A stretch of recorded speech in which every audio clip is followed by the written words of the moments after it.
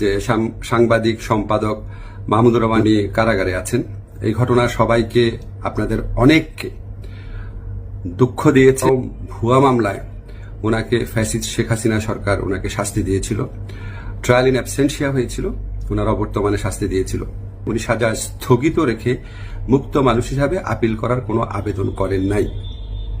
ফলে এটা করার কোন রকম স্কোপ কোন মন্ত্রণালয়ের কোন সরকারের ছিল না। উনাকে যেই আদালত এই ভুয়া মামলাতে উনাকে শাস্তি দিয়েছিল, উনি সেই আদালতে জামিন চাইতে গেছেন। আমাদের ফৌজদারি কার্যবিধিতে আছে, যদি কোনো আদালত কাউকে 1 বছরের বেশি শাস্তি দেয়, ফৌজদারি মামলা যদি 1 বছরের বেশি শাস্তি দেয়, তাহলে সেই আদালত দোষী সাব্যস্ত ব্যক্তিকে জামিন দিতে পারবে না, জাস্ট পারবে না, কোনো স্কোপ নাই।